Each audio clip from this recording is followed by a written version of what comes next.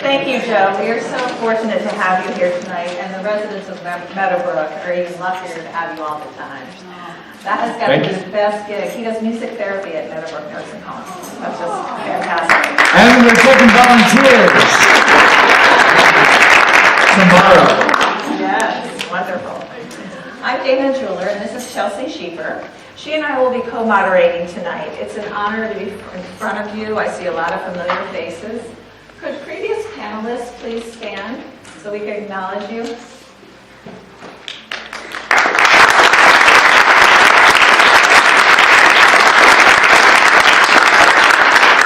Thank you. It's an honor to be in your presence once again. On a brief note of housekeeping, please silence all your electronics. The exits are in the back here. There's one to the side, and you can turn right or left once you get up the stairs or ramp to go out. The restrooms are up the ramp or stairs and down to your left. Did you have an opportunity to sign in and take a rock of strength? I keep two of them. I keep one on my desk at work. It reminds me when I'm going through some tough times just to look at that rock and remember how strong I am. And I keep one by the door when I drop my keys off. So when I come in and out of the house, it's always right there. As you can imagine, this evening is frequently on my mind at this time of year. My father took his own life April 17, 1972. So as we're planning and getting ready, it's a special time of year. I honor him on Facebook and put pictures up. And my son, who is a spitting image of him, I put them side by side. So it's just a wonderful remembrance. I first met Chelsea in person on the Evening of Healing, our first Evening of Healing. It's hard to believe this is our 6th annual event.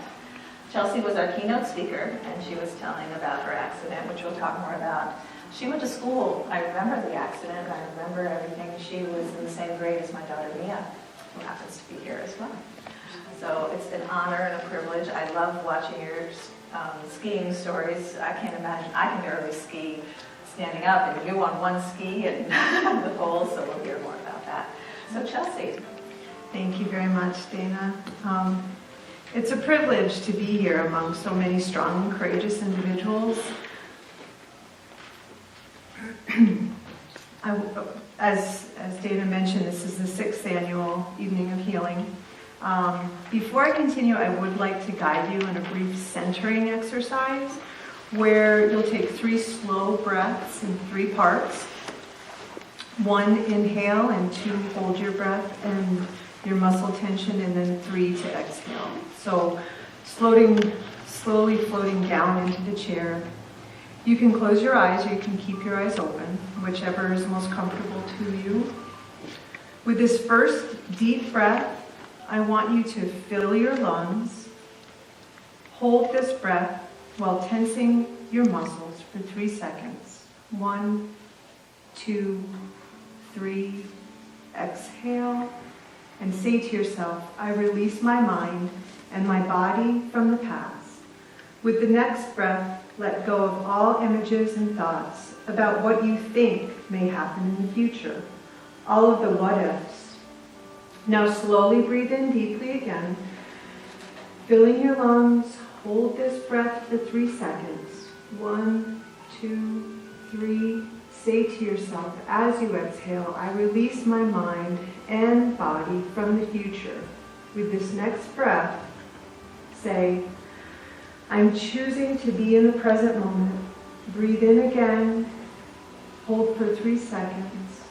1, 2, 3. And as you exhale, say to yourself, I bring my mind into the present.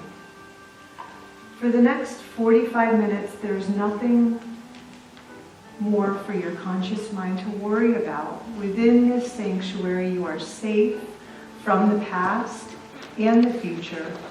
Now for this last breath, draw in all of your inner concerns and remaining tension and hold. 1, 2, 3. Exhaling. I am centered within my larger, wiser, stronger self. Now open your eyes if they're closed. Hopefully you feel a sense of calm in your heart and in your mind. Again, I welcome you to this transformative evening. It is a yearly practice and a promise that I've made to myself to be here, whether as a speaker or a member of the audience. Although my life-changing event was over 22 years ago, I still find myself feeling jealous, anxious, lonely, angry, and sad. At times I find myself looking at others, feeling jealousy, and longing for the ease of life prior to my accident. I still feel alone in my grief at times, in the sense that I'm missing a fundamental piece of myself, that I'm incomplete and unable to fully express myself and my talents. But I'm reminded each year that I come back that I'm not alone, that my story of loss and grief is among many others' stories held quietly in so many in our community. The vehicle that brought us to this place or this common experience may be quite different, but the universal thread woven within us is all the same. For me, the mountain was my happy place, where I found solace and peace, and the daring heights in which to challenge myself. Whether I was hiking with my father or skiing or snowboarding with friends, I felt a natural contentment outside, challenging myself. And the forces of nature, with each run, I would take my sights always higher and set my goals further and further up the mountain, taunting myself to reach higher and higher, until my son Jeremiah expressed an interest in snowboarding. I'd only dreamt that I would get back on the mountain again. There was always something holding me back. To be honest, I believe it was the experience that I thought would maybe be too traumatic for me again to endure. My injury happened 22 years ago, snowboarding, and I fell and broke my back. And I've been paralyzed from the waist down since that day. And my son is now going to be 14 in June. And about 3.5 years or so ago, he expressed an interest in snowboarding. So once again, I was worried that that would be too much for me to endure, to try this again, and that I wouldn't be able to master it. And then that would mean that I would truly have lost not only my ability to use my legs, but that I had lost that part of myself. And for me to lose this again was too much for me to imagine. But it really is truly amazing what kids can get you to do. And I found that my fear was worse than what really was. And I've since been able to get back on the mountain in monoski and take lessons. And I have a goal that my son and I will be on the summit of Whiteface by this next season. He doesn't think so because he thinks he's really, really further ahead than I am, but I can't wait to show him that it's going to happen. He needs to remember who his mother is, I think. So, but no, he and I will be there, and I'm really excited to get back to myself. And it was him, I think, that really brought me to that. So before I finish, I do want to read this poem on the back of the program, The Point of Arrival by Carrie Newcomer. At first it felt like a bitter pill, a rubber band stretched until it snapped. sitting cross-legged on the floor, looking at my empty hands, wondering what would become of me. Now that there was nothing else but surrender. First we fold in, then we open out. Acceptance is a kind of ending, and still, it is the point of arrival. This is where I lay down what can no longer be carried. This is when I see my hands, which at first felt so empty, are filled with hallelujah. So I'm going to turn this over to Gina. Actually, we're going to have Amanda come up. So Amanda, I'll go right up to the podium.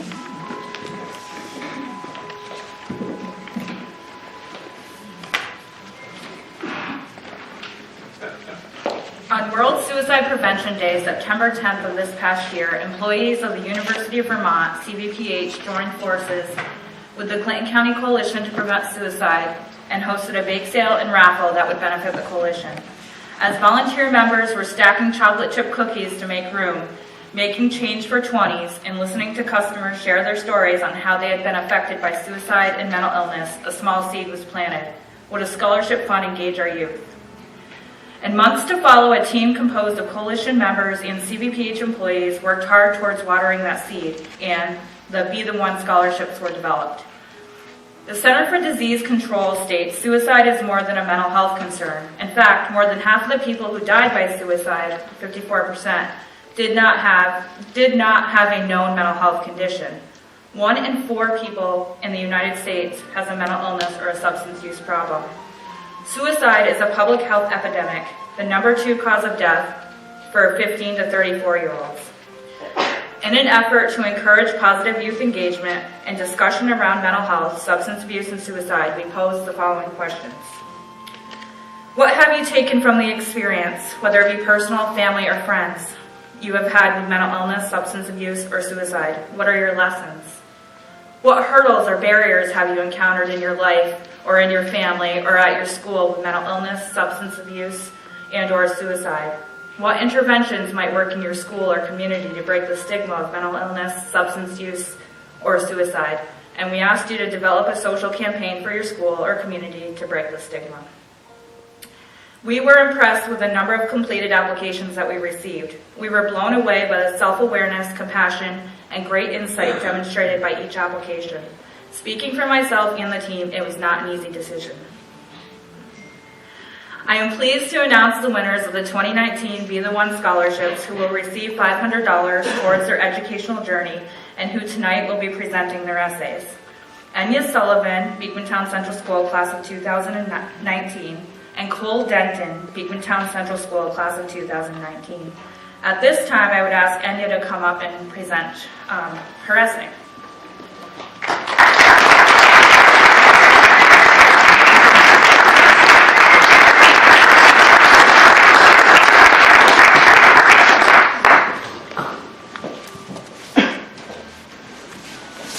Thank you very much for that wonderful introduction. And so when doing this essay, it gave me a lot to think about. And so I just started writing, and to begin, it just made me think how mental and physical health really do walk hand in hand. Yet, as of now, when someone's going through an internal struggle, it's usually silence, and there's red tape policies of what to say about it and when to talk about it. And it's time, in fact, it's past time for everyone to accept each other and for judgment to recede. I am no stranger to the feigned happiness and the guarded demeanor and the nonstop I am fines, which was something I felt I had to do in high school and something that I'm sure a lot of people everywhere feels that they have to do.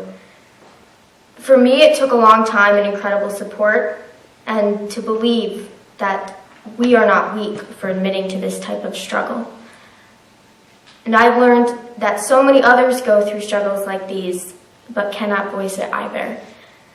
This past December, one of my very close friends committed suicide, and we have known each other since elementary school. They never felt like they could be open about their own struggles with depression. But I was informed around Christmas that this close friend of mine, whom I spent every day with, ended their life because they were struggling and felt that they couldn't reach out for help. Mental illnesses are insidious and changes all of our rational thoughts. But I was still dumbstruck as to how this could happen, and I couldn't help but feel angry and guilty that not only was my friend too afraid to reach out, but I had somehow failed to see the signs as well. Well, I know that there is no one to blame. I spent a long time focusing on what I could have done. Lives should not be lost because our society doesn't feel comfortable. And adolescent age is an age where illnesses start to develop very harshly. And this is a time where we need to accept everyone and be open about who we are.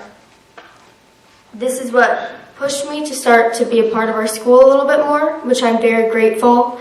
Schools in our area, our school has been incredibly supportive in creating an open environment. The school's social emotional learning committee has been working very hard at creating and developing policies to help our students. And this is, a step towards trying to tailor new stigmas and trying to establish an open dialogue between teachers and students, which keep problems from being buried and turning into larger ones. The work, I have been pushed to do this work for my school to help other people, to help myself, and to remember our friend.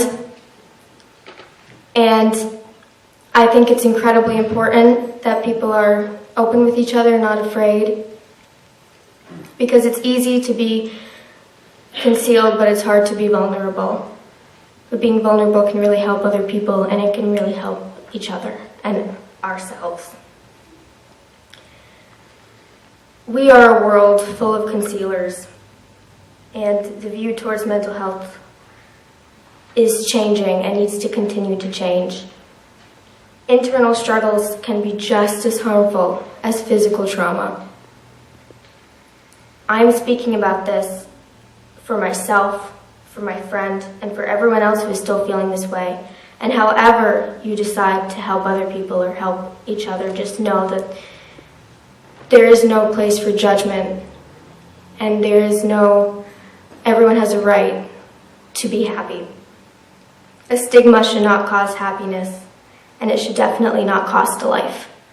We should stop dehumanizing and start destigmatizing. Thank you.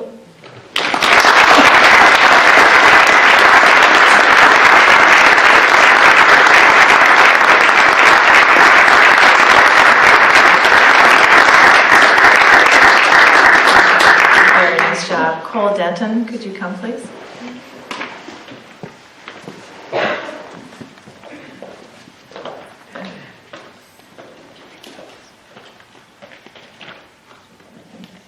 First of all, I would like to start by saying this is a great honor, and I'm very glad to be here speaking for you today. Sadness is meant to be felt. I have never been the same since. Katara, she was so talented and had so much left to do. A black belt in karate, a lively personality, a great friend, and a talented performer were just a few things that defined Katara as a person. There was no doubt that she had potential to finish high school at the top of her class, become an activist, celebrity, or even a businesswoman, whatever she wanted. Katara had the potential to do anything. The possibilities were endless. However spectacular her potential, there was something dark that we all didn't see in Katara that she could not overcome without help. I can't help but think, where was I when she needed help? Why did life end so soon? Knowing that my friend took her life changed my very being, my identity, and everything that I was instantly changed. I'd become more sensitive, caring, and yet sometimes denying what really happened. I learned to never spend a waking minute of taking my life for granted and teaching others to do the same. Yet, since no one allowed me to cry, I never truly found the release that sadness gives. To cope, I pretended to be stronger than I really am. But I did find healing through music, and I hope to show others the same and show them what they can do. Right now, I think of how Katara should have been prepping for our next musical, laughing beside me, or at a rehearsal, or writing a college essay, but instead she's gone. In many ways, I live every day for the life that she never got. Her funeral was the worst part of the process. Many friends had still been enjoying summer vacation to the fullest, and it was early August. It was all so unexpected. I remember entering what looked like the church I had attended every Sunday since birth. Yet it looked glossed over and less inviting. Probably because subconsciously my mind knew what was inside. I entered and acknowledged her family, and I wasn't able to cry then either. But sadness is a needed emotion. But it sometimes is negated because no one wants to feel sad or upset. However, most of us know that it is better to express how we feel rather than to keep it bottled up inside. At Katara's funeral, no one seemed to let me cry. After a few seconds of seeing someone tear up, it is natural for someone to ask if that person is okay. Afterwards, the important feeling of sadness would build up and fade and then cease, only to return stronger after someone had asked if I was okay. The process would repeat, and people would continually stop me from that release that I needed. Because it's not about how sadness makes you feel, it's about how you feel better after the release of sadness. I just needed to cry. Like always, I found healing through music, but in a different way. At that time, I had always considered being a music teacher, but I wasn't so sure. After losing my friend, I realized I'm more complete when teaching music to students. For instance, we all have the potential to be that person who gives up hope and doesn't ask for help. But teachers are more than instructors with notes and lectures to give. They are often the person that we get to know best. Excuse me. Teachers inspire us. It is important to me that I become one of those teachers who carries out not only my duty to educate students, but to pass on my knowledge and my determination, and also to be that person that students can come to for help. Therefore, my friend Katara is gone, and nothing will ever change the way that I feel or how it has changed me, and how others have lost friends of their own and family members, and they are also changed forever. I have learned to accept sadness, however, and the power to heal and help others through teaching music. Most of all, I learned the significance of just being nice to someone, because it really makes a difference. After losing my friend Katara to suicide, I wish that I would never again lose another friend. But just over 4 months ago, my friend Xander took his own life. This has shaken me more than anyone will know, and shaken all of my friends at Beacontown High School. But it has also made me an advocate for certain actions by talking to school counselors about what my school should do differently and how we should be able to end the stigma and talk about it. It puts my mind at ease knowing that despite these hard months, my school and the people around me have been able to grieve and talk about suicide. Finally, I was able to cry. Although there is still ignorance and more can be done, my school was there for us and allowed us to have a space where we could not just remember our friends, but talk about mental illness so we could be more aware. This summer, I will begin writing a novel that I will hope create awareness to contribute to suicide prevention. And just like you, I also will hope to live every day just for the life that my friends Katara and Xander will never get, with hope to help others that were like them and just needed help. Thank you.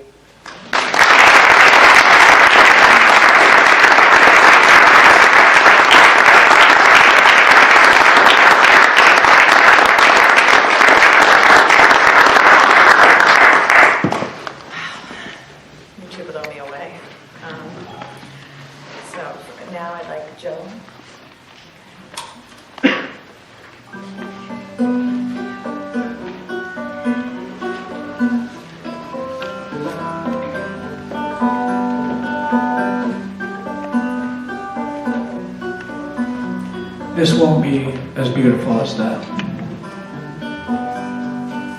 Oh, the flowers, they come and leave,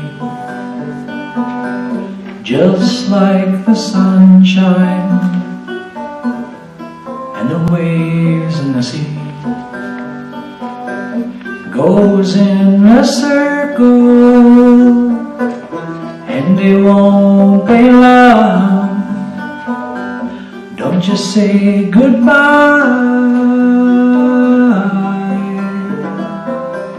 We'll be coming back around, around, around.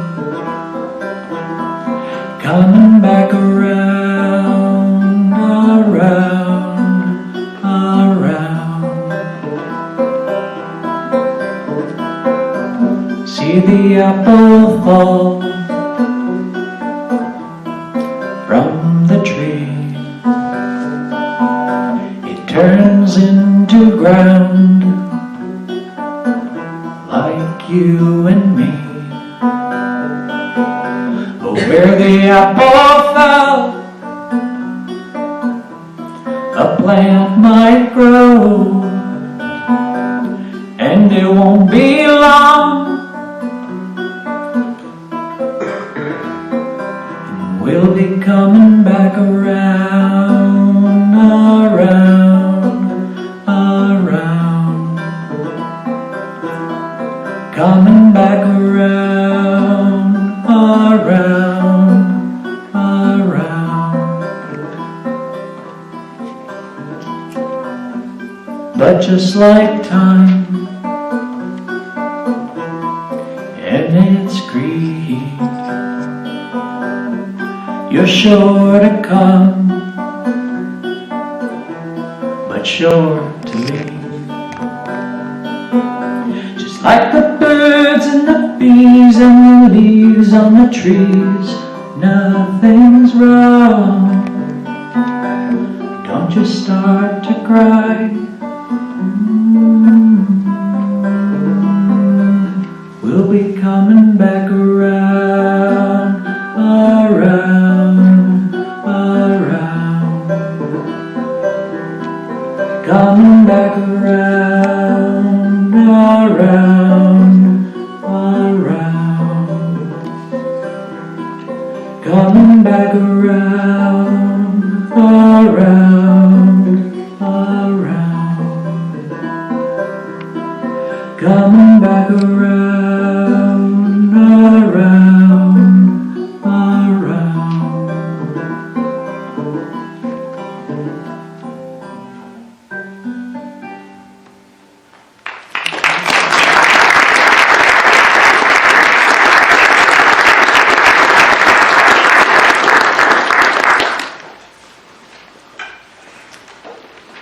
I think I'm turned on.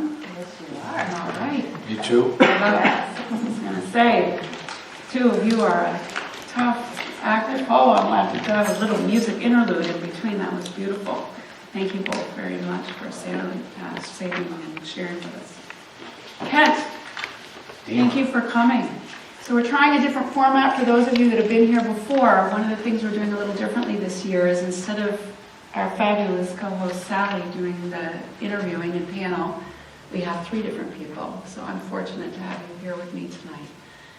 So this is your first time talking about your family's experience. My first time, yes. Yeah. And can you tell us a little bit about your family, about growing up, and what made you decide to come here tonight? Certainly. Well, first of all, again, Ken Backus. I've lived in the community for the past 11 years in the Plattsburgh community, and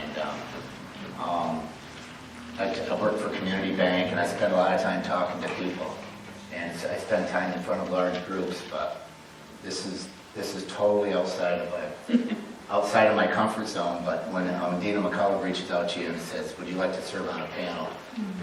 First of all, you don't say no, and then I think of panel, and I think, okay, that requires an expert or somebody who knows what they're talking about, and I'm not. So I'll preface everything here tonight with the fact that I may not say anything or enlighten you with anything other than probably it's more of an opportunity for me to not just express myself, maybe help myself heal, or to encourage me to go on with the things that I do. But basically, I mean, I grew up with a perfect life. I had the greatest parents in the world. Life was simple. We didn't talk about these things in school when I was these kids' ages. So I mean, I think this is phenomenal. Mental health was not a subject of conversation. We were taught to be tough, suck it up, get up, take care of yourself, don't complain and don't whine. We didn't express our emotions, and it was just the way it was. In 2002, we lost our father. He was 85 years old, and he was, the biggest single influence in my life, and still is. Think about him every day. And shortly thereafter, we lost not my mother. She had a heart attack, and she was not doing well in the hospital. That couldn't have prepared us for the news that I got in May 5th of 2002, when my sister called me at 8 o'clock and had let me know that her husband of 30 years had taken his life. And just totally shocked all of us. We had no conception or no idea of what and why this happened. And she lived 4.5 hours away from us in Connecticut.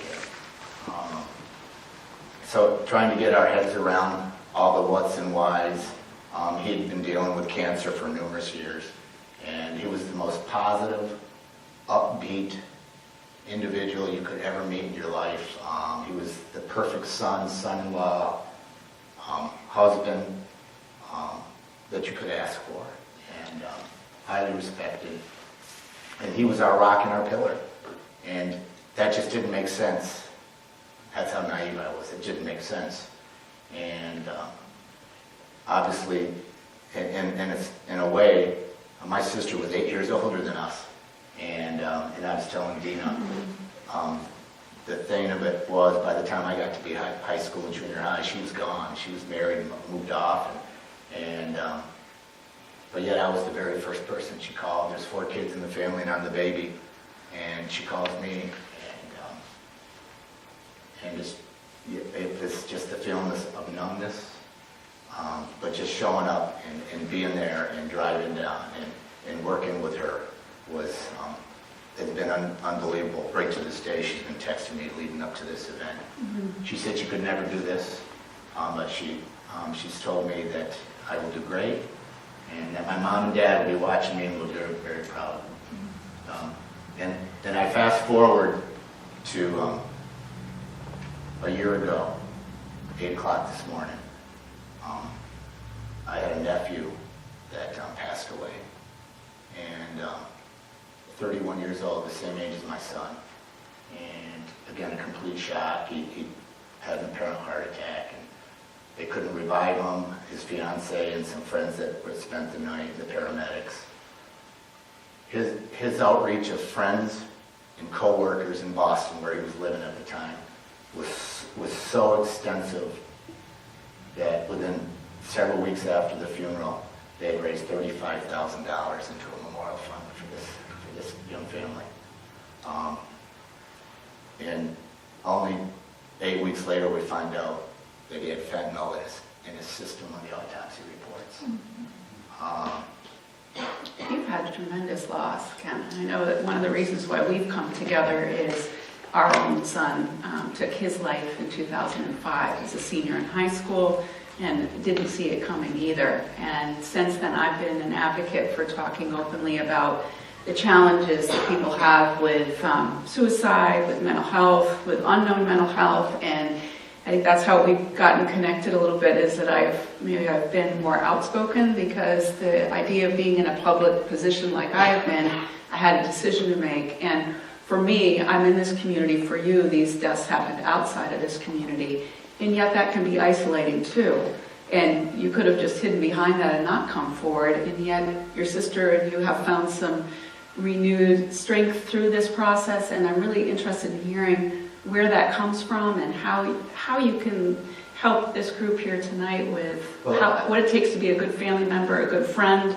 Well, I think that, again, I feel like my part is small as that. My only goal was to do anything and everything I could do to support her throughout this whole process. So I would spend a lot of time initially that's down there, but we communicate almost daily with things. I mean, she's inspired me because, I mean, she had thrown herself into, she stopped working altogether, but yet she volunteered, put in countless hours with hospice.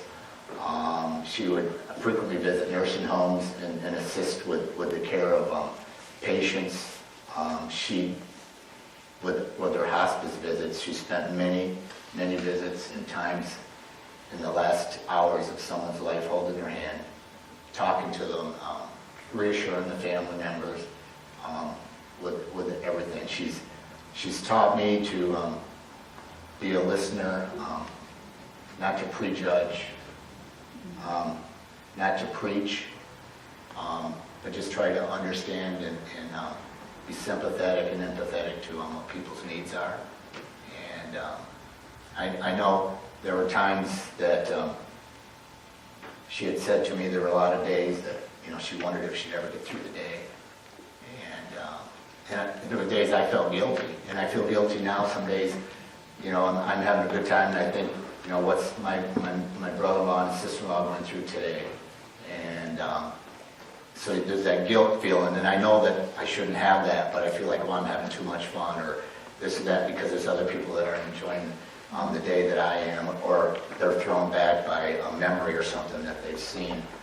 But her comment to me was that there were days that I didn't think I'd get through it, and all of a sudden you called me, or I went to the mailbox and there was a card from you in the mailbox, or one of her neighbors or a friend put a card in her door, just to say hi. And it was as simple as that. That would just change your mind or just get you off that track and thinking about something else. And I really like what you're saying too, because a lot of times we say, what do you need? And the person that is needing doesn't even know what they need. So they're kind of hoping that could you just think of something? Because whatever you think of is probably pretty good, because I got nothing for this. And I like what you're saying about that, and really as messages for everyone is, you know, we worry about offending other people. What if we say the wrong thing, do the wrong thing? It's rare that you will do the wrong or say the wrong thing. Probably the best thing is to try and make that attempt to connect with someone. And also, when you say not judging, I'm pretty sure I said things were probably not great. If you can take offense if somebody says, I just can't talk right now. You know, I think that's the part where it really isn't about you, if you can separate from that. So I think you're giving some really great ideas to people on just, you know, and I think through that, what I'm hearing from you too is it lifted you up also, that it was a process of kind of mutual, it was good for your sister, but it was also helpful for you to do something. Again, as you age and reach, hopefully achieve more wisdom, you realize that the important things in life, and it certainly isn't monetary, that's for sure. It's the value of what you can do to help people, uplift them, and make them feel better. In the sense, so there is a selfishness in the part that if I can make you feel good, then I feel good with those types of things. I mean, it certainly helped me become more sensitive in what I do at work and the people that I work with, interact with. I have 150 fellow employees across the region, and it's made me think about situations that I'm presented with, and rather than be just so, I guess, direct, or, you know, to truly try to understand where they're coming from and what their needs are. Prejudging is, again, as I said, I was so naive, I had no idea. And I had no idea knowing you. So, you know, I know that Ken is a very kind soul. I've known him through different, I've been on the School of Business and Economics, the Dean's Advisory Council, and something that Herb Carpenter organized, and I got to know you better through that. And I always knew you were a really kind person. But until this process, you know, how do you ever really know someone unless you sit back and you listen and hear their story? And as you were preparing some notes for tonight's event, you had also some your wife has had some pretty significant challenges too. Right. My wife isn't here tonight because she's a very quiet and unassuming person, and she's been dealing with Crohn's for 37 years. Of course, we've been married for 37 years. I don't know if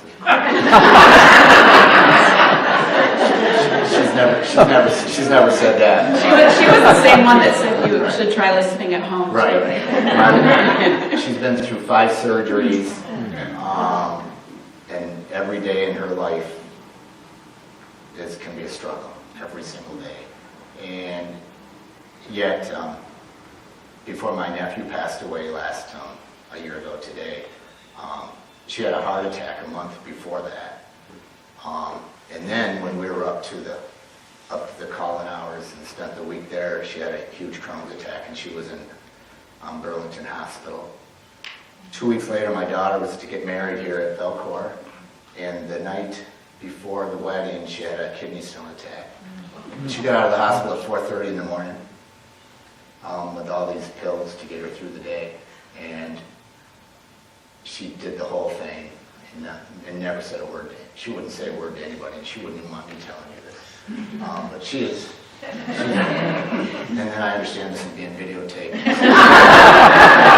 But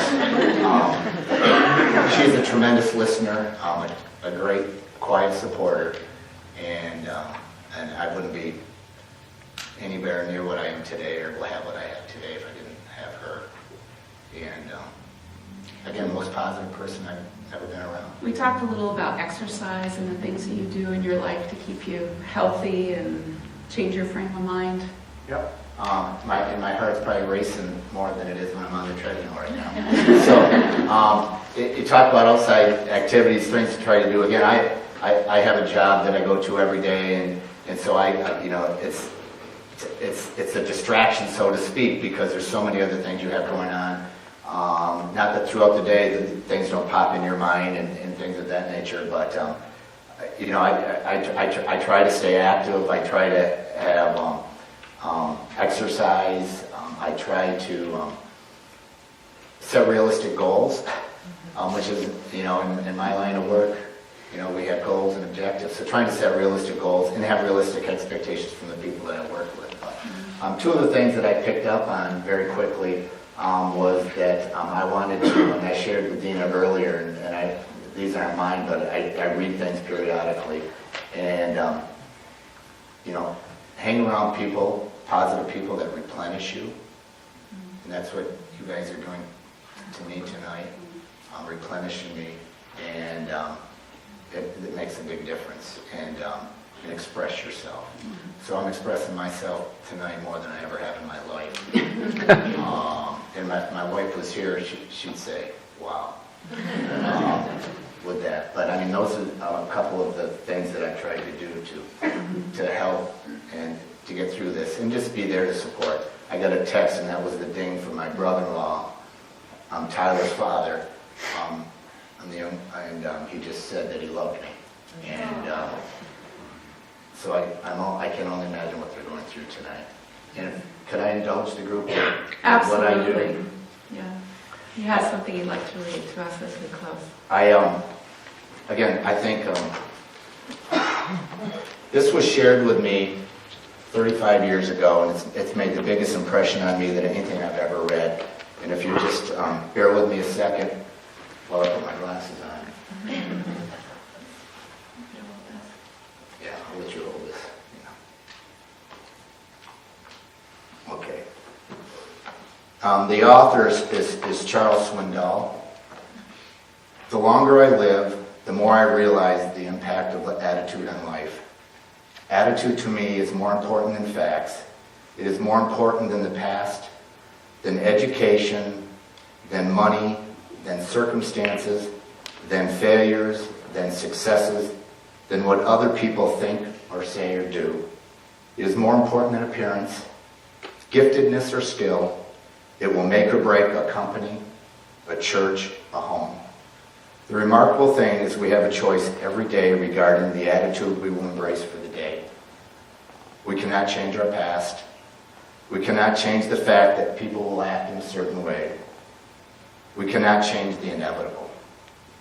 The only thing we can do is play on the one thing we have, and that is our attitude.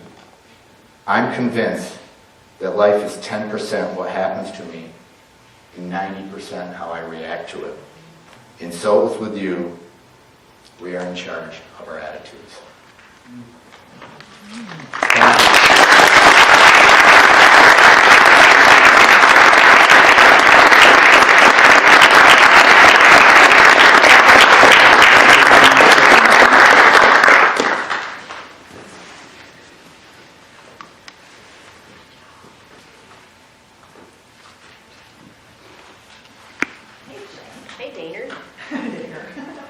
Yes, that is nice.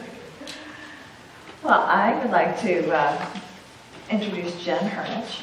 Jen and I work together at EVM Health Network CDPH. She and I, she came to the organization in 2012 from North Carolina, and we found we had a lot of commonalities. Rhonda, there you go. Feel my support. Absolutely, forever and a day. So we were at lunch one day getting to know each other, and you talk about your family, you talk about where you're from. I moved up here from Bethesda, Maryland. You moved up here from Charlotte, right? Or Greensboro. Greensboro. Yeah. My cousins are in Charlotte. I have family in North Carolina. And we talk about family, and we said we both lost our dads at young ages, and then we went even deeper, and we both, you were 5 when your dad took his own life, and I was 8.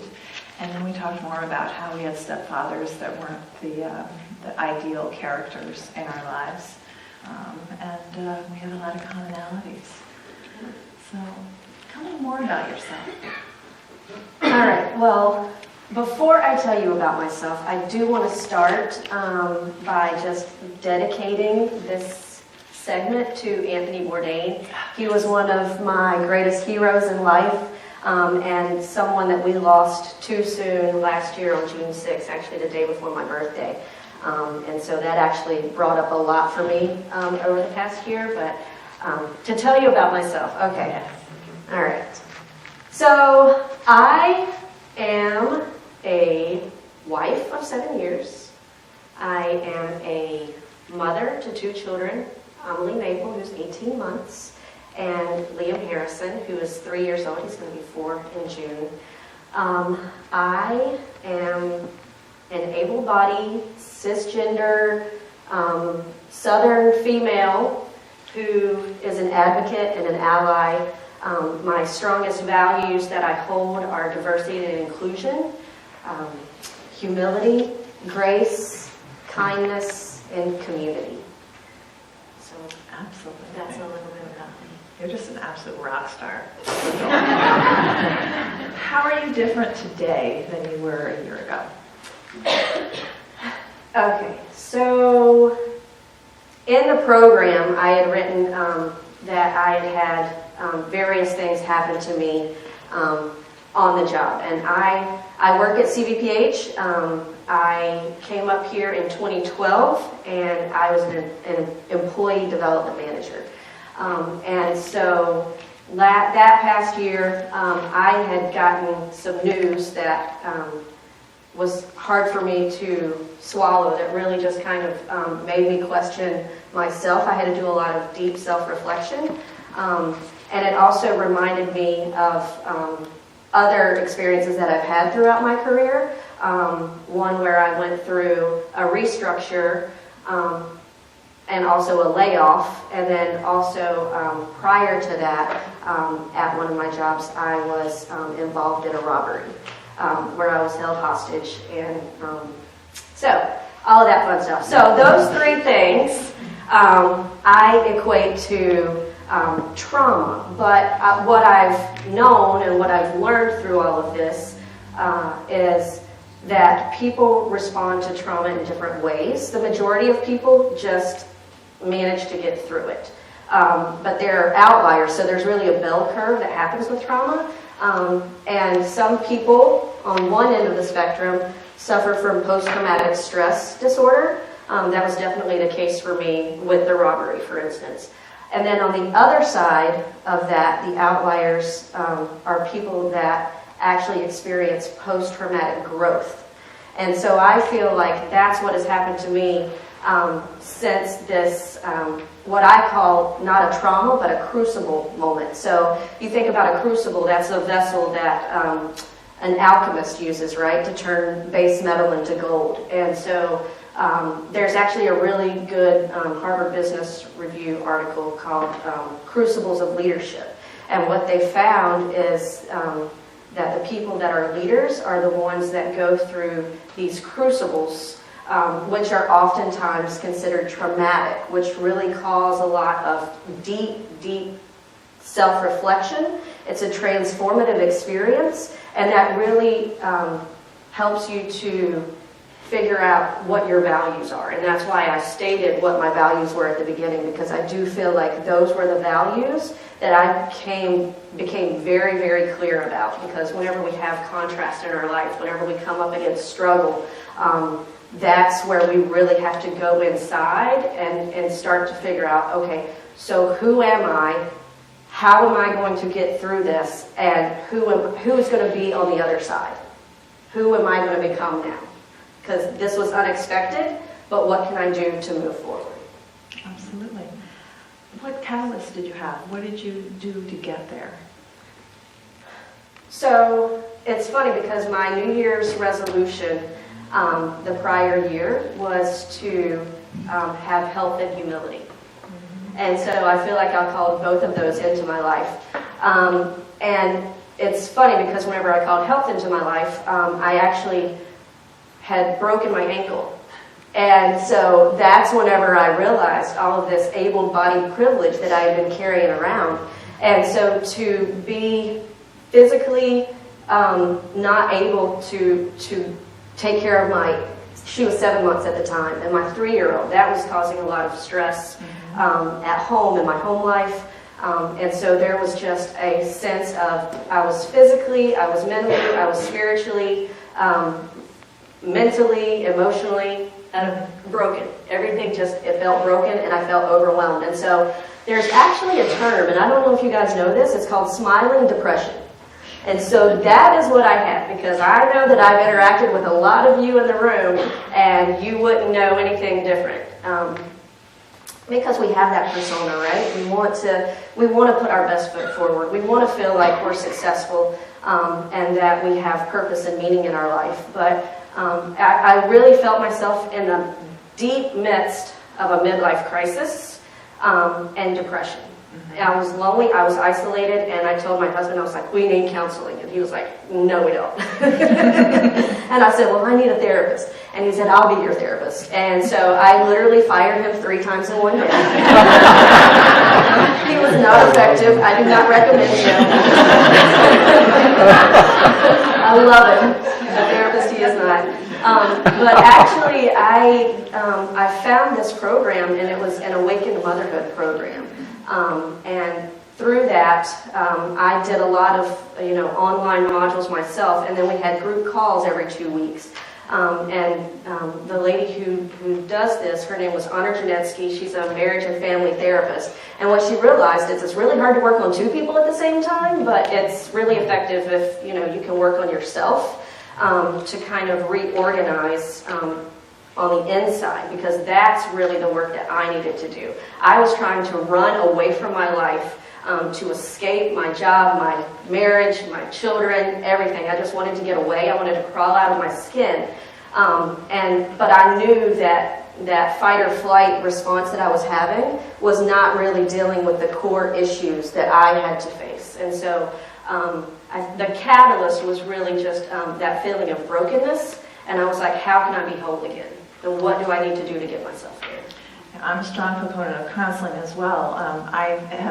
We both have had different traumatics throughout our lives, and it seems like, well, at 8 years old, you can't really get the counseling you need. But at 17, when you find yourself an unwed mother and you get counseling for that, you work through the issues of your father. And then when my marriage broke up and when I was going through other things, I had counseling, and it helps go back. So I think the counseling that you shared with me, a wonderful interaction with your counselor, and I think she got to the core of other things as well. Yeah, and the funny part is that I got to it, right? So she was just there to kind of facilitate the discussions, and so it was what I learned, and you talk about, you've got this baggage that you just keep picking up and carrying around with you. So there is a leadership program that I've been through several years ago, and we got to pick out an image and frame it with all these little fancy leadership quotes around it. And so I had it in my office forever. And it's a picture of this woman standing like this. She's like strong and proud, and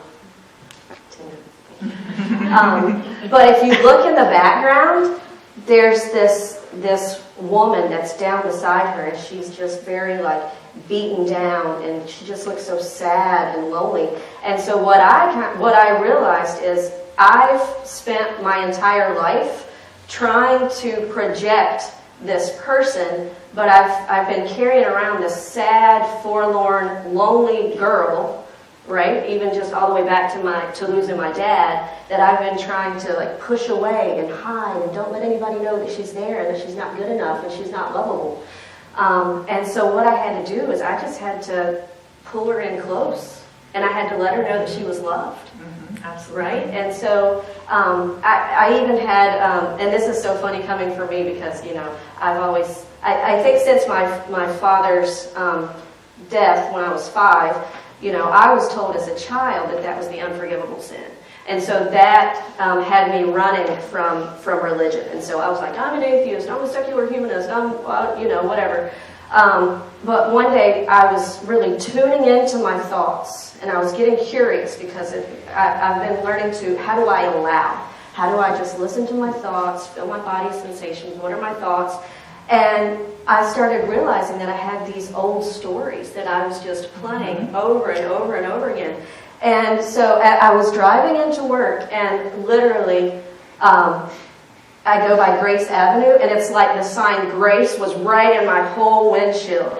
And I was like, what in the world? And so I'm getting out of the car, and I put my sunglasses on, and I kid you not, you think that I'm like so crazy cuckoo, and I'm sorry, but I put my sunglasses on, and a tear rolled down my cheek. It was not my tear. And in that moment, I got cold. Look, I'm getting chills again. I got chills, and I said, grace. That's what I need. I need to have grace. I need to have grace with myself, with who I am. Stop trying to live up to other people's expectations. And I need to really focus on what are my expectations of myself. What do I want to determine is success for me? And how can I be the hero of my story?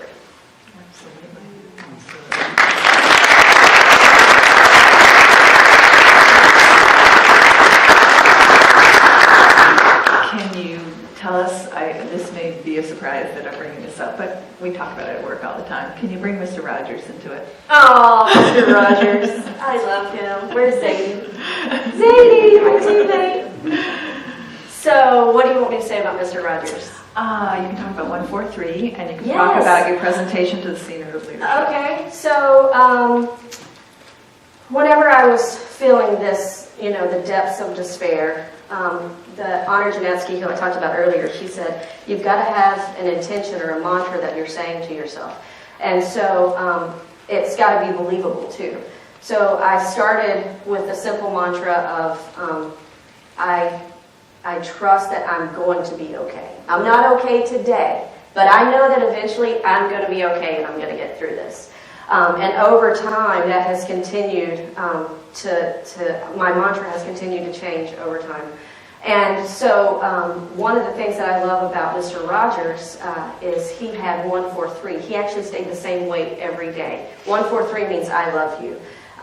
And so I put it on my vision board, right, Amanda? You see my vision board. And I've started to say, I am going to radiate love inside and out. That is very important to me. And you guys have probably noticed, I get a lot more hugs now. If you're not a hugger, let me know.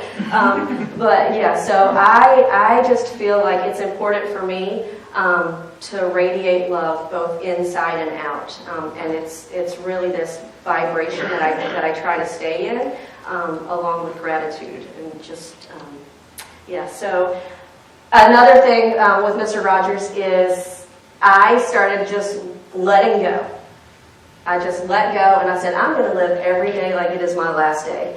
And my team, Zadie said, let's go and watch the documentary. And we were like, okay, great. So we watched the documentary, and then we decided actually to use that documentary to frame our learning and development strategy for the following year. And so we walked in to senior leadership one day as a team at an 8 a.m. meeting, and I literally just started singing the Mr. Rogers song. With the sweater and the changing of the shoes. Yeah, and it felt great, you know, whenever you get out of your head and you don't worry about, you know, what's going to go wrong or what are people going to think, and you just let go and you just do what feels right in the moment. It's just liberating. And it was contagious. They loved it. They were thrilled with the presentation. Yeah. It was wonderful. It was received just as intended. Yeah, they're like, "She." What else would you like us to know? What would I like you to know? So I think that it's very important for you to take away that what can you do whenever you experience a trauma, and then how can you turn it into your crucible. I think the language that you use is very important.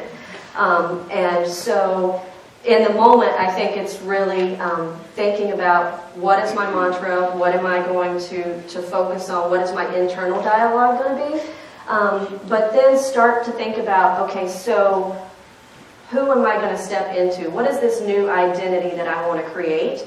How am I a stronger person because of this? And so really taking time to create that narrative. What is that narrative that you want to create and to help you move forward? And I think sometimes when we feel like things happen to us and that life is unfair, we hold on even harder and we get exhausted and we try harder. And I'm telling you, if you can just find some way to let go, to just take your foot off the gas and just let go for a minute. And if that means expressing yourself or allowing yourself to cry or finding someone that you need to reach out and be in service to another person, what can you do to get away from those negative ruminating thoughts that are happening that can just really take your energy away? And how can you find your way back to gratitude? And I know that that can be very hard when you feel depressed. And what can you do to even think about the smallest thing? To think about, you know, I every year I wait on these beautiful magenta peonies to bloom in my garden, and they only bloom for about a week. And then that previous year, whenever I was depressed, I looked out one day, and they had already wilted. I wait all year long for these, and I didn't even get to enjoy them for that week. And so that's what happens a lot of times when we go through trauma, when we feel like the world has stopped and like we're stuck in this one moment that we can't move forward.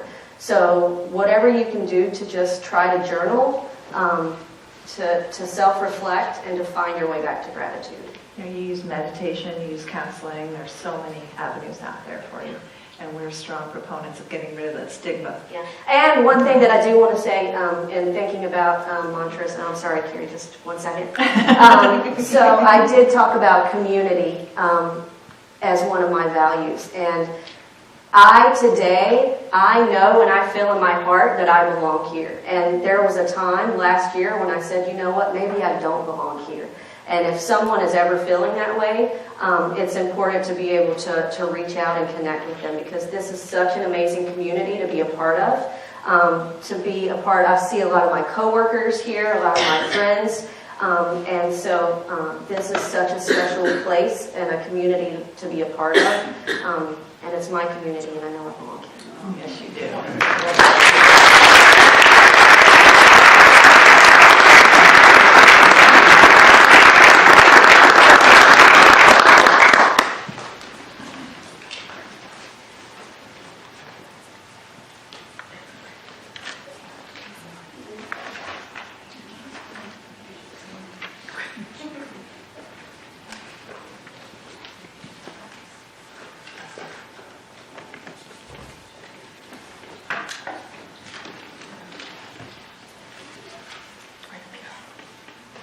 Okay. It's finally our turn. We've been waiting all night. My name's Sally Meisenheimer. I've been a part of Evening of Healing for 6 years, and what an exciting event. And thank you, you two. Enya comes to my house every year and sells me a Beekmantown booster card. And when I found out that you won that, my husband and I were, yay! And thank you, Cole, too. Those stories were beautiful.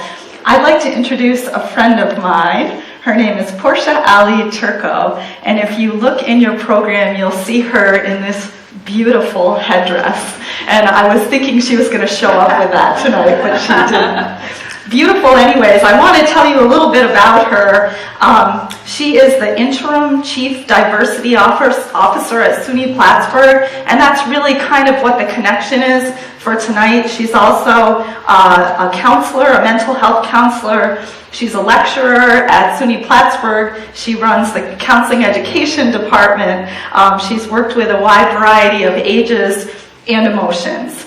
But how I know her and how I would like to introduce her is as an approachable, intuitive, and very inclusive, beautiful woman. And I'm honored to have done some really fun stuff with you. She's also known for her Sex and the City talks at Inspire, and those are always spicy and fun. So we won't be doing that tonight.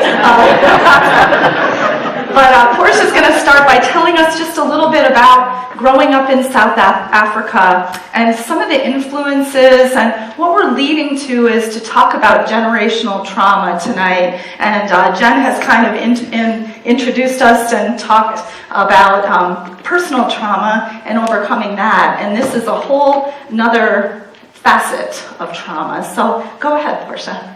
Thank you, Sally, and good evening, everybody. Thank you for, this is a really special evening, and I'm really grateful to be a part of that.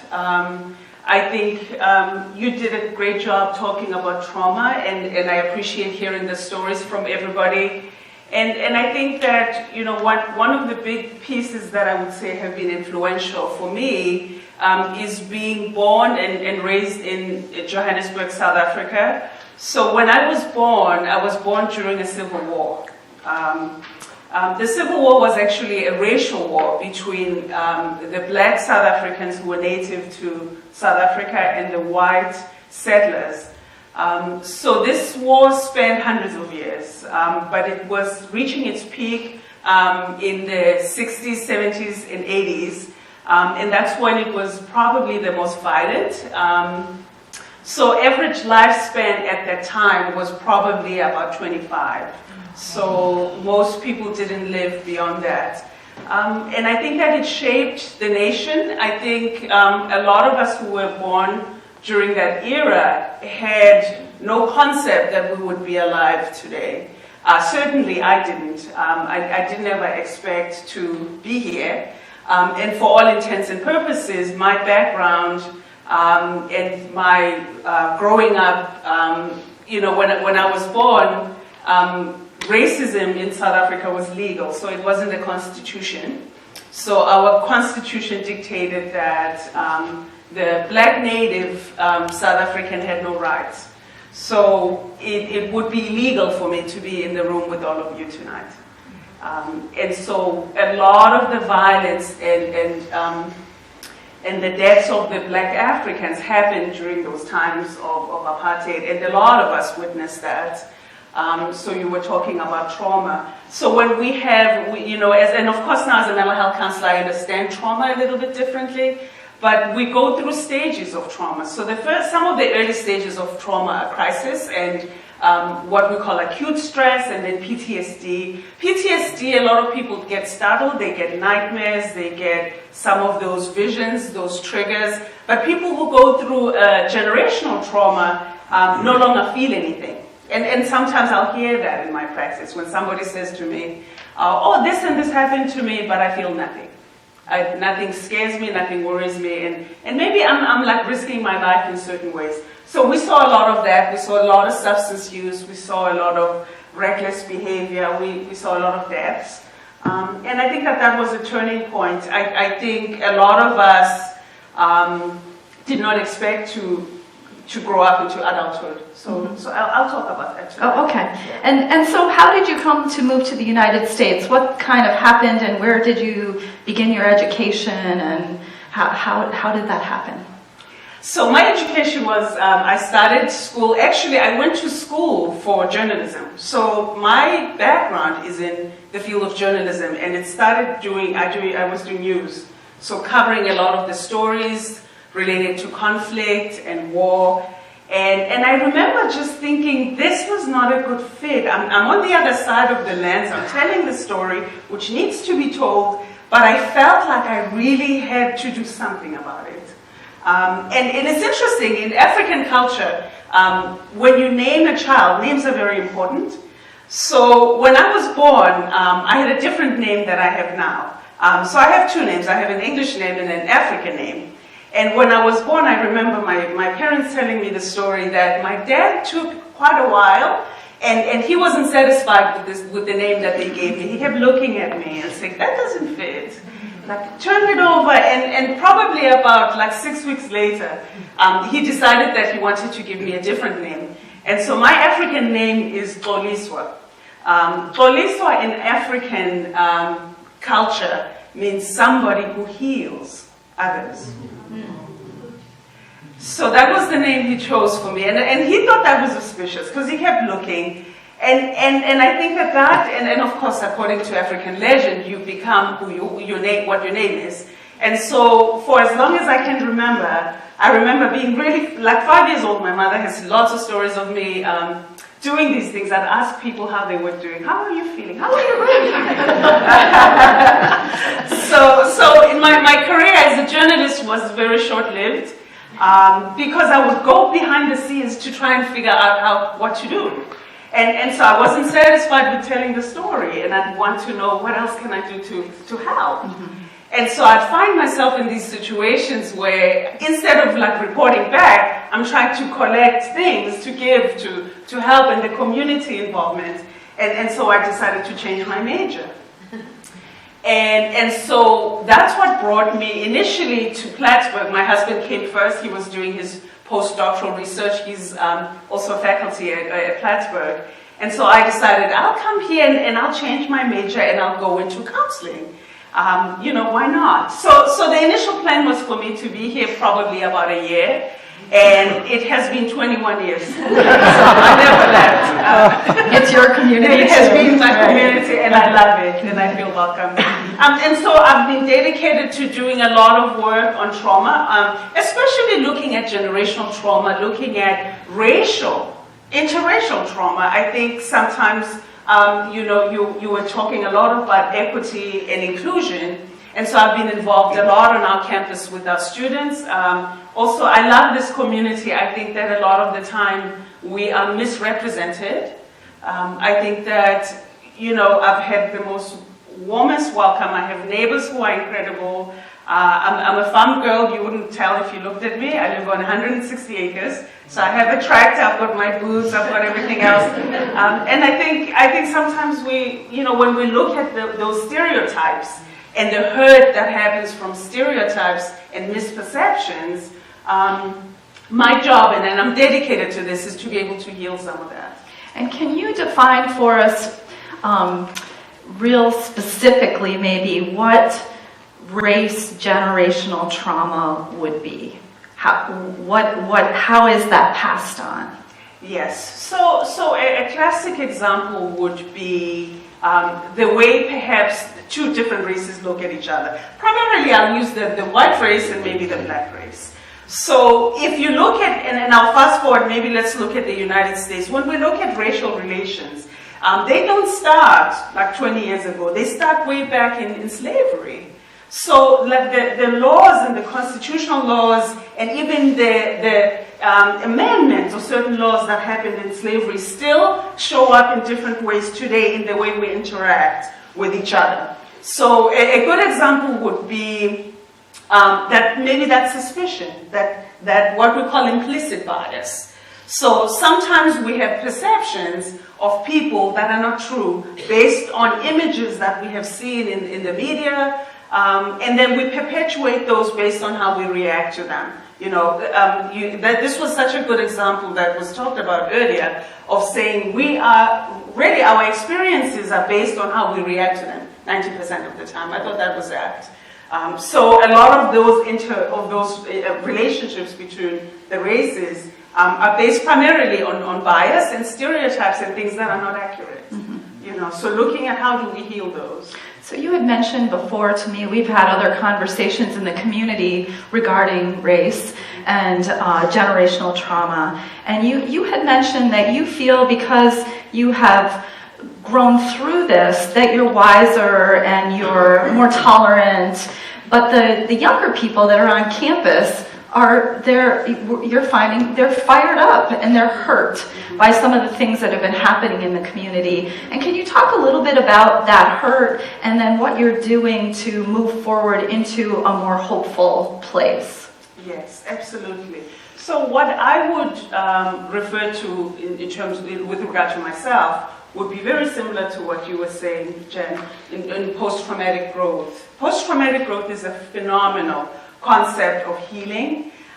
It starts with, first and foremost, being able to have the platform like this one where you can tell your story. A lot of stories of trauma remain untold. People feel like they have to put that front, or they cannot share that they're suffering, they have to be silenced. And a lot of time people will say to me, even in therapy, that whenever I try and say something, people are quick to come up with a response without really listening to me. People don't really want to hear. They want to fix it quickly, or they want you to go back to work 2 weeks after you've lost somebody. And then pretend that you're okay, even though your world is really not. You feel like you're at a standstill, and the world is spinning around, around you. And so what I've noticed as being the biggest challenge with healing the race relations is that we struggle to really tolerate the distress of listening to that. It's hard for us to see ourselves as being a part of that. We all want to be good people. And I say if we could maybe suspend some of that for a minute and say we are good people who have been born in a world that has been unjust in a lot of ways. And that perhaps it wasn't me who did it directly, but all of us contribute to that, in some way, maybe in not listening, maybe not listening enough, or defensiveness, being defensive. And this is not just racial relations. I think sometimes when people are suffering, it's difficult to hear. So being able to hold that space long enough to be able to hear somebody's story without interrupting them, without trying to fix it, without offering solutions, but being that comfort, being that community, and let them tell the whole story. And I think that healing stories are powerful, just as we can see tonight.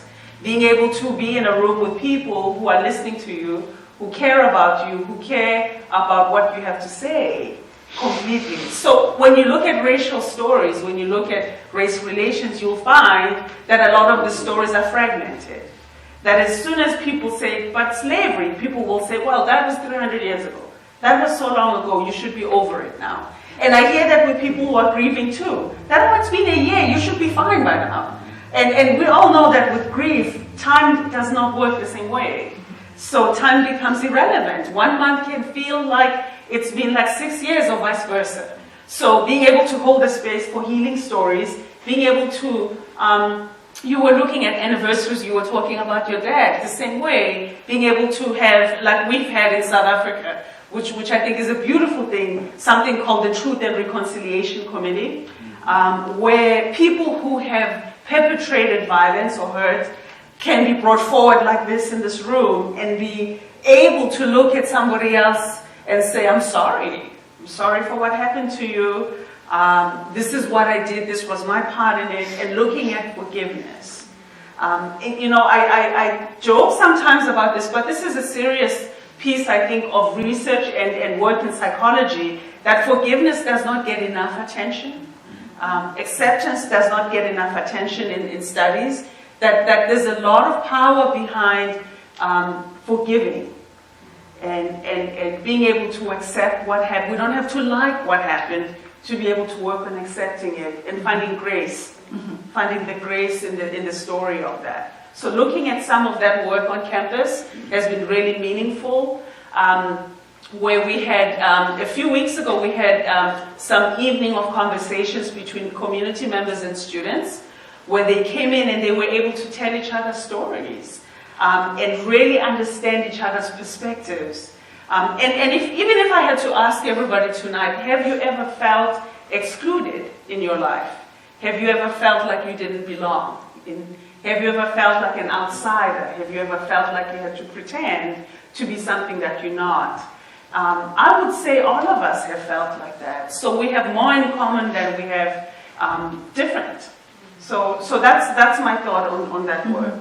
So time, space, letting people tell stories. Yes. We kind of have a joke in our house that we say when somebody's stuck on something, you still talking about that? Yeah. But we need to be able to talk until we're done talking. Yes, as right? long as you need to. As long as you need to. Yeah. And have the grace to listen without fixing, without giving suggestions, without saying, but what about this, or being defensive. And I hear you saying too that the students are game to talk about this. They wish to, and that we need to find a way to engage as well. And to be able to listen. Right. Absolutely. Right. To be able to listen.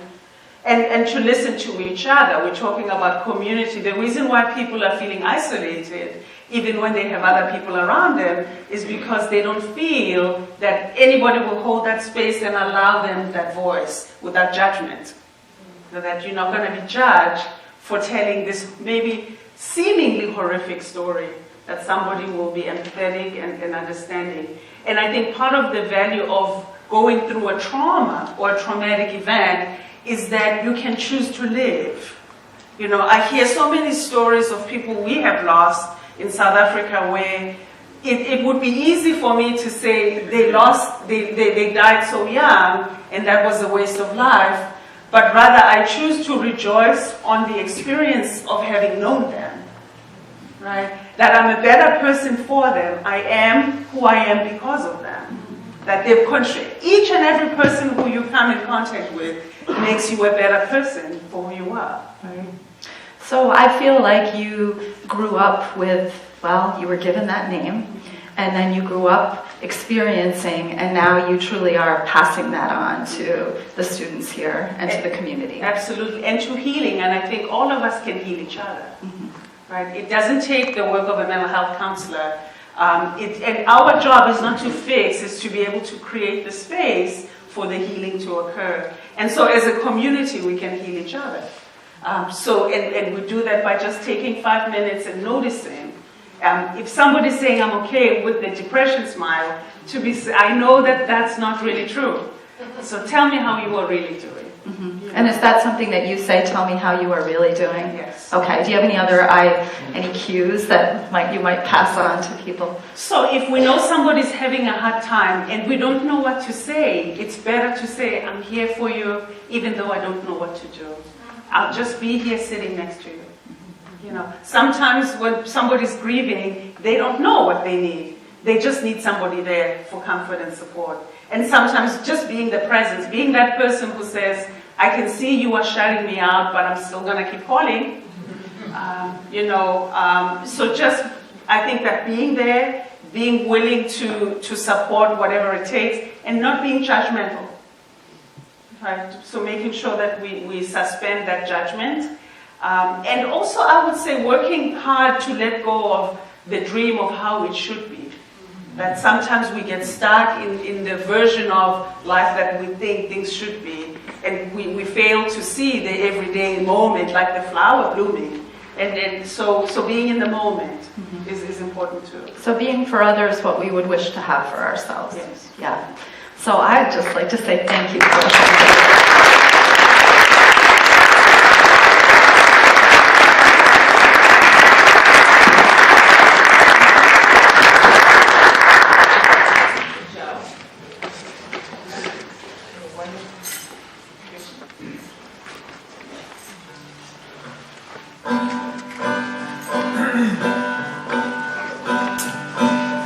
This song is for anybody who likes to give hugs too often to too many people, and to college students that are hoping to become people that help others. And as Portia said, you don't have to be a mental health professional to help somebody.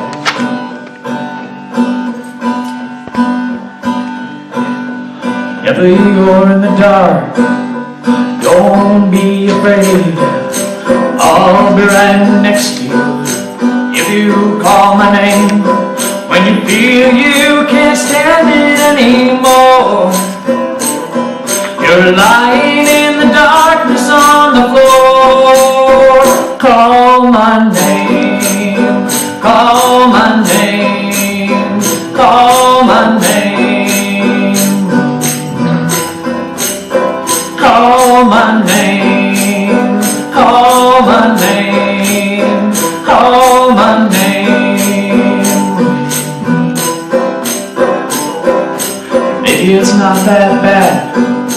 Maybe you just need a friend to rub your back and hold you if your world's in a spin, and someone to listen a while and help you come down from the clouds. Call my name, call my name, call my name. Call my name, call my name, call my name. If you feel like it's the end, you got nothing left to say. Well, the truth is that I've been there, but I found a way. So won't you look up to the sky and give it just one more try. Call my name, call my name, call my name. Call my name, call my name, call my name.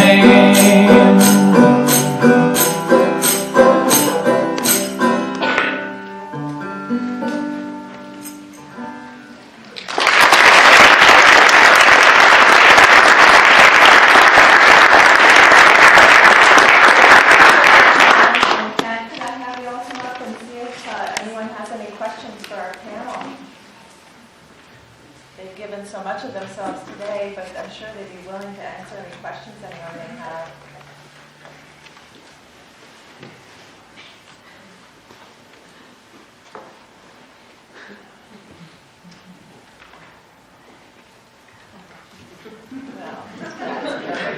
Yes. For any of you, with so much ongoing trauma in the news, close to us, far away from us, what is it that you do to keep yourself from getting to the point where you feel that sense of overwhelm and I can't do anything and everything is terrible and the world is rotten and I just want to go away? Not that any of you have ever felt that way, I'm sure. And I certainly haven't. I think that's a great question, actually, because oftentimes when we look at the news or we look at all of the work that needs to be done, we can feel defeated, right? That what's the point of trying?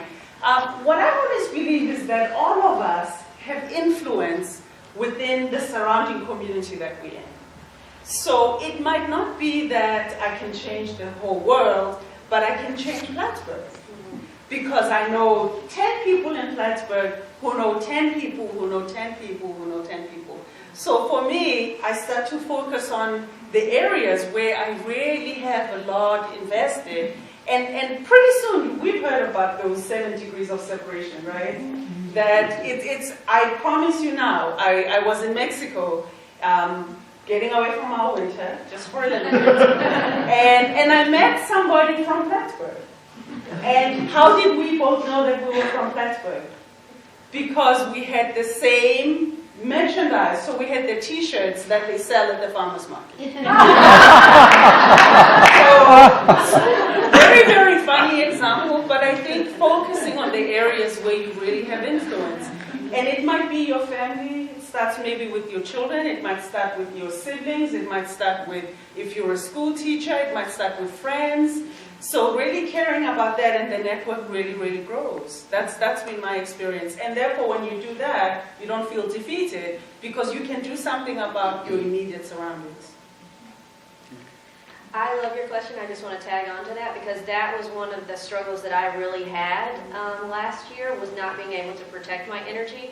I was looking at what was happening politically, and that I felt like everything was divided. Empathy was completely lacking. I was scared. I saw what was happening to children in Syria, and I literally, I couldn't sleep. I was, and I think Craig might not be here, but I even remember him saying, why is nobody talking about Syria? And so there was this anger that was building up in me, but also that sense of helplessness. And so, exactly to your point, Portia, I said, what can I focus on here? And that's when, there was a business need in the organization, and we created a diversity advisory council, right? And so I said, what can I do to be the bridge, to unite what is divided? And how can I start to bring that into my world? And so are there ways that I can also, reach out to maybe refugees or new Americans that are here that have come over since the crisis? And what are the things that are important to me, and how can I have those impacts in small ways? Because I felt complicit by just going on a fast, right, and not watching or paying attention to any news. But I would read a headline and I would just start crying, right? That's what happens to empathic people with very big, sensitive hearts.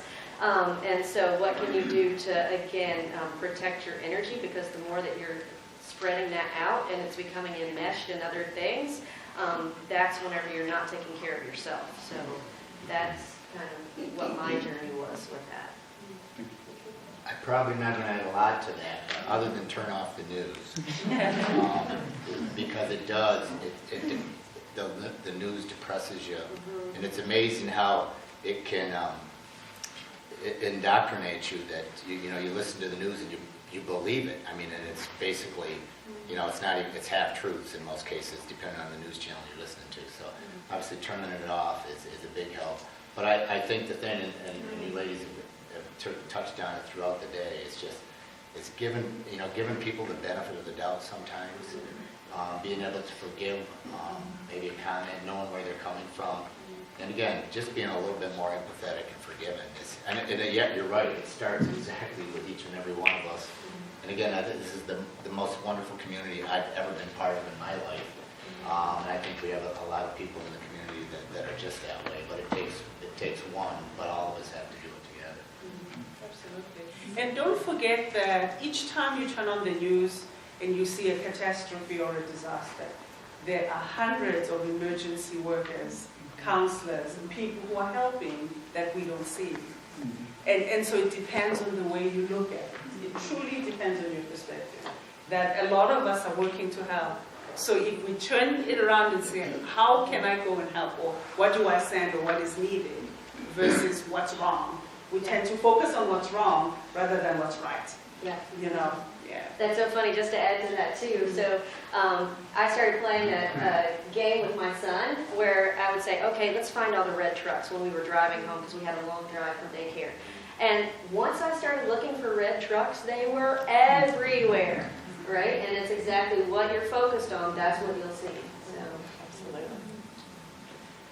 One last question before we go? Yes. This may sound sort of crass, but while you're talking, and you're talking about all the people around the world that are helping these things, we spend a lot of money going out to eat, on coffee, and those kind of things. There are so many groups, Doctors Without Borders. Some people just think that's one thing that we know goes there. Choose the charities that you know that we can trust. And then, when you give your money, trust it's being used. Yes. And this is one thing, as an old lady now, I can spare some money. And I feel that I want that money to go, because I can't go in person. Yes.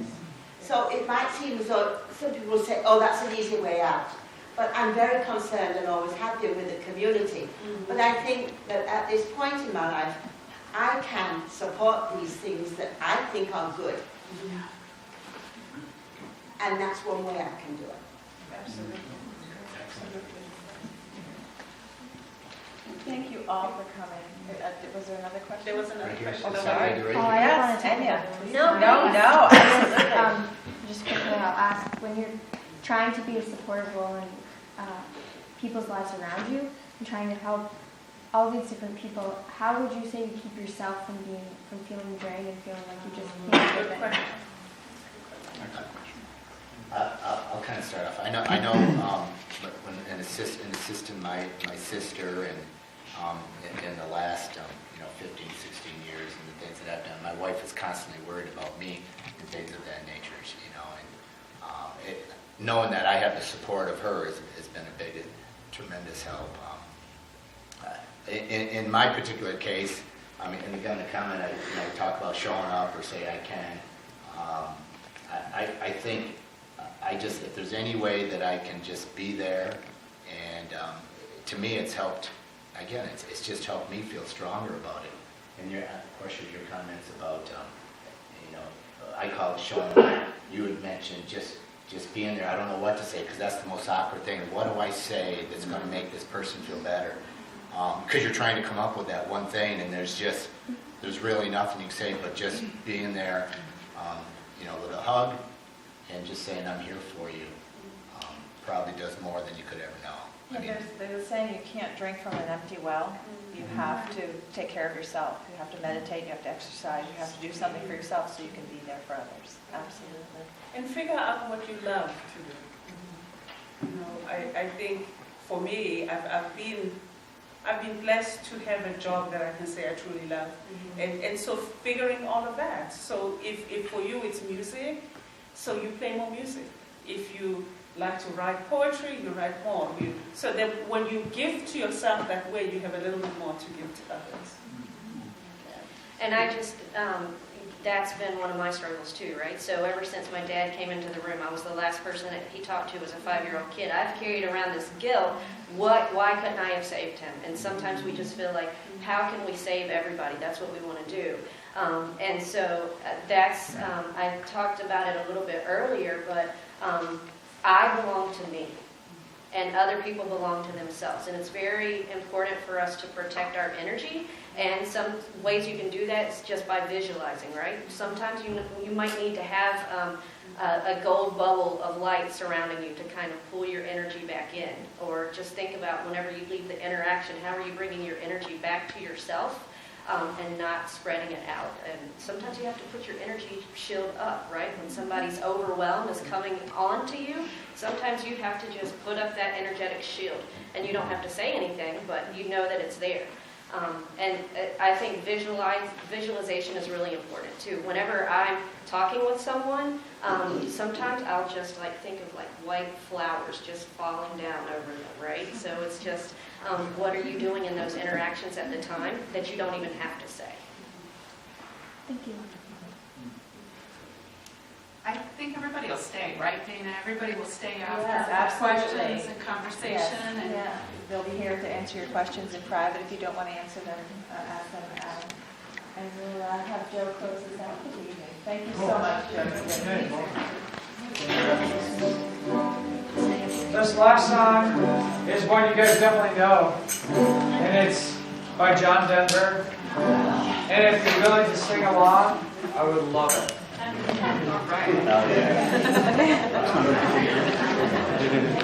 All my bags are packed, ready to go. I'm standing here outside your door. I hate to wake you up to say goodbye,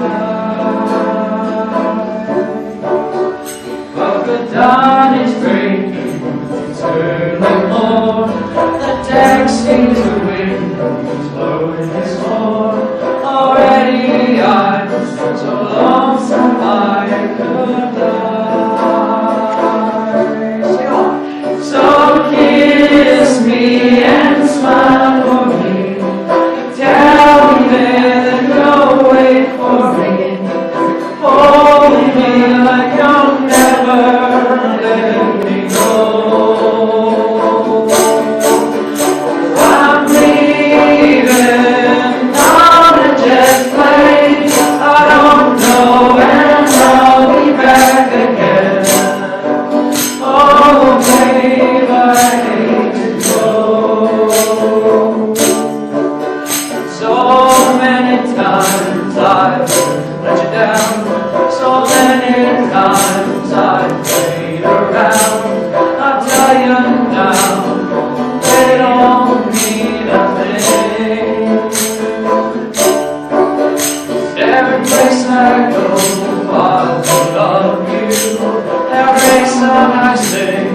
sing for you. When I come back, I'll ring your wedding ring. So kiss me and smile for me. Tell me that you'll wait for me. Hold me like you'll never let me go. You're with me. I'm leaving on a jet plane. I don't know when I'll be back again. Oh, take my hand to go. Now the time has come to leave you one more time. Let me kiss you. Close your eyes. I'll be on my way. And dream about the days to come when I won't have to leave alone. About the time I won't have to stay. So kiss me and smile for me. Tell me that you'll wait for me. Hold me like you'll never let me go. All together now. I'm leaving on a jet plane. I don't know when I'll be back again. Oh, babe, I hate to go. One more time. I'm leaving on a jet plane. I don't know when I'll be back again. Oh, babe, I hate to go.